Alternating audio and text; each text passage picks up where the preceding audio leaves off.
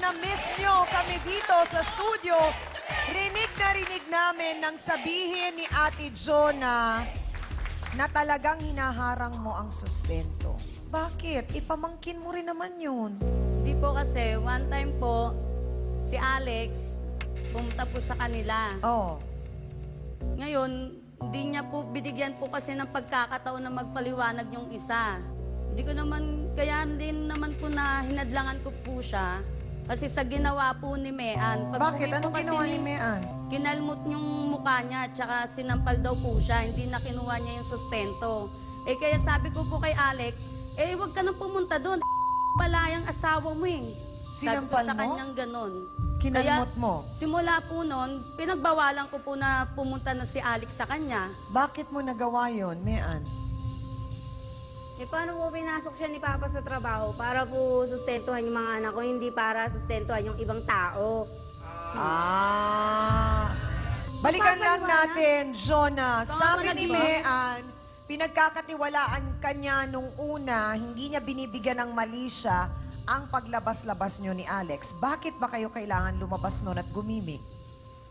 Bali po kasi si Alex po na sabi niya sa akin, minsan pasyal tayo. Sabi ko, oo ba? May... Binigyan mo na ng kahulugan yun kagad na may gusto siya sa'yo. Hindi naman po. Kinilig ka.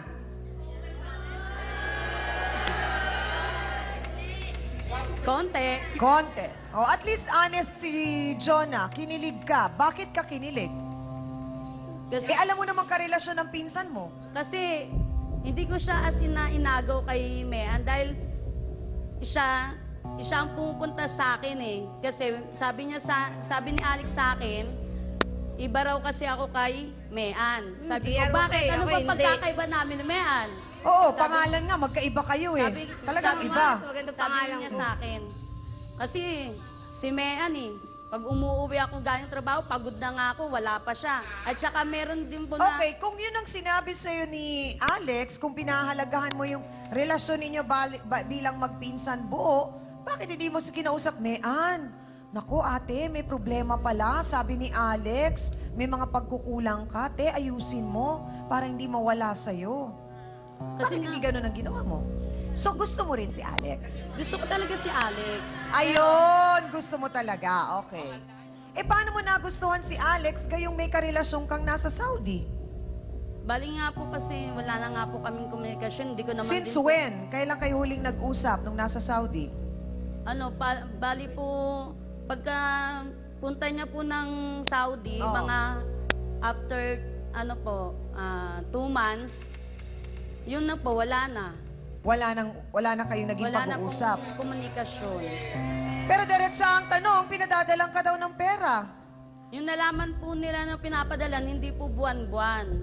Pero Yung hanggang padala ngayon, na pinapadalang sinasabi ka pa niya, rin. Hindi na po. Bakit nahinto? Hindi ko rin po alam eh. Kasi hindi ko naman din po alam kung anong ginagawa niya doon. Kasi malayo siya. Hindi ko O, alam. pero kung mahal mo siya at nagtitiwala kayo sa isa't isa, pwedeng maging matibay at matatag ang pagmamahalan nyo. Kung mahal niya rin po sana ako ni Jason, sana po gumagawa rin po siya ng paraan para kami magkaroon ng komunikasyon. So parang ang nagtulak sa'yo na maging kayo ni Alex ay dahil nga parang pakiramdam mo, ang unawa mo, wala na kayo nung Jason. Opo. Sino Kasi- yung Albert? Po? Sino yung sinasabi mong Albert? Yung barkada po yun ni Lupit niya rin po, maganda siya eh. Siyempre, iba talaga pag magaganda. So iba yung Albert, iba yung Jason? Opo. So may Albert pa din? Meron pa rin po. Meron pa rin. Na nagpapadala sa'yo ng pera? Wala po. Bali, ayun naman po. Alam ni Alex yung tungkol dun sa Albert. Hindi niya po alam yun. Bakit hindi mo... Bakit hindi niya alam? Hindi ko po sa kanya sinasabi, yung kay Jason lang po yung alam niya eh. Pero yung Albert, ongoing kayo pa rin. Hindi na rin po. Ano ba talaga ang gulo, ate? Bali, nag-break na po kasi kami noon ng Albert. Kailan kayo Wala nag-break? na po kami noon ni Albert. Kailan kayo Matagal nag-break? na rin po. Oh. Parang hindi. Since Yung kahapon. ngiti mo sa akin parang iba. Talaga? Nag-break na? Opo. Oh, sige nga, Ate Jonah. Tatanungin kita sa huling pagkakataon. Break na ba talaga? Hindi pa.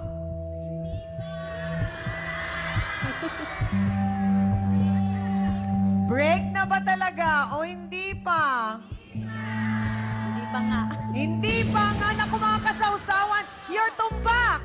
May tama kayong lahat. Hindi pa daw, Hans. Ay, at hindi alam nung Alex. Naku! So sabay sila nung Alex. Halalagot! O, sinong may tanong sa ating mga bisita? Ayan, ito si ate na nasa gilid Marami na palang boylet. Bakit nang agaw pa?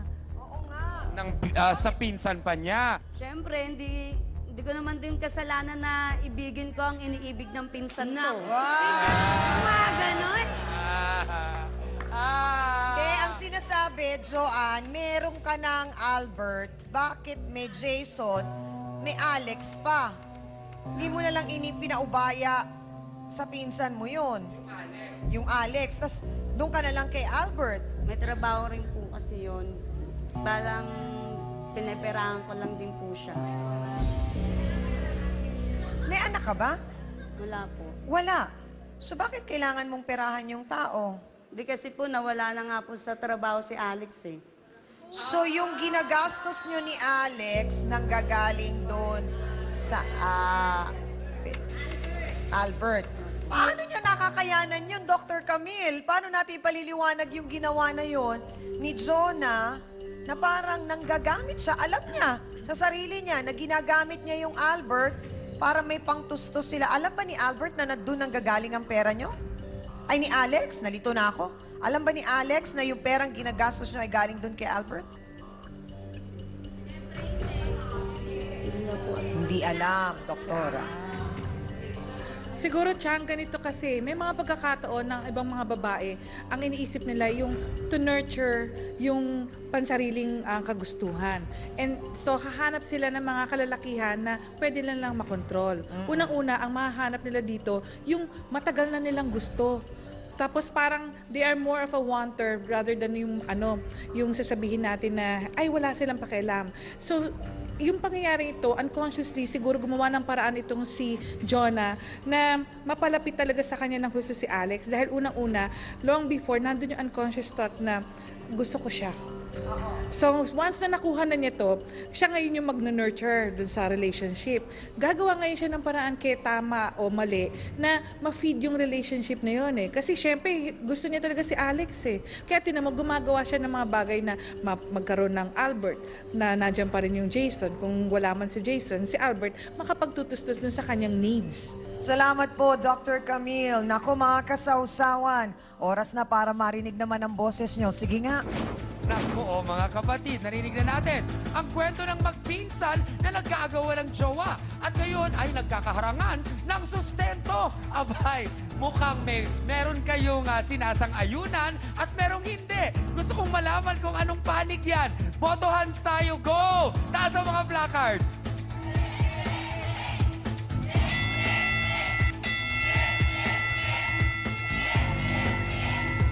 Puti lang ang inyong itinaas? Ha? Bakit? Wala man lang suporta sa pula. Bakit? Yan ang ating boto hands.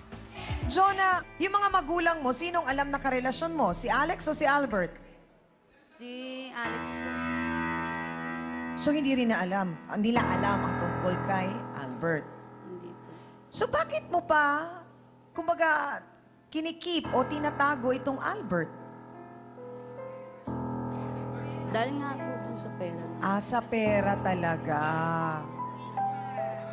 Kanina tinanong ko kung yung mga magulang alam, pero mukhang hindi nga alam, pero merong isang tsahin na alam mo bang, Jonah, masamang-masama ang loob sa'yo sa nangyari dahil nga dito sa kahiyang nangyari sa inyong pamilya dahil isa palang compound ang tinitirhan nyo. Alamin po natin ang kanyang damdamin sa nangyaring problemang ito at awayan ng kanyang mga pamangkin. Narito po si Aling Esmeralda Demery. Pasok!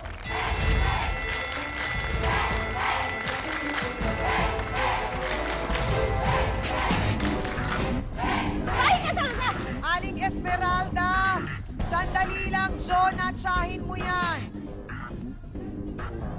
Diretsahan tanong po, bakit po gano'n na lang ang galit nyo kay Jonah? Pero kung nagkaibigan naman po sila ni Alex. Hindi po.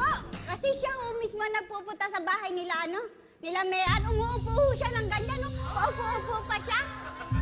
Kay Alex? Oo. So parang ang sinasabi nyo, siya ang nang-akit Oo. doon kay Alex. Totoo naman eh. Bakit hindi po ninyo kinausap si Jonah? Kinausap ko siya, alam niyo ho ba? Kinausap ko siya. Oo. Sabi niya, kaya mo bang ibigay ang kaligayahan ko? Kaya niyo ba? Sabi Ayan niya, na! Kasi nga, sinasabi, kailangan maging maligaya tayo. Ayan na, mga ka-face to face. Abangan ang iba pang kwento ni Aling Esmeralda. Gusto nating marinig yan. Diyan lang kayo.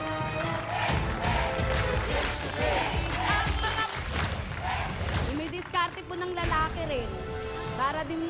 Para din po matustusan yung pangangailangan niya. Kaya Kasi inabangan may mo anak eh. ako. Inago mo Inabangan kasi mo yung eh. nagsusustento sa anak ko. Hindi pangangailangan ng anak mo, pangangailangan ng baba mo. Talaga Wala lang. ka, inabangan Baka mo. ikaw, tatlo-tatlo pa syota mo. Grabe ka. Facebook Sausawan na mga kapatid. Ito mula kay Sander Gian Paolo Villanueva 5. Hi Chang Ami, I'm Rexy Villanueva from Florence, Italy.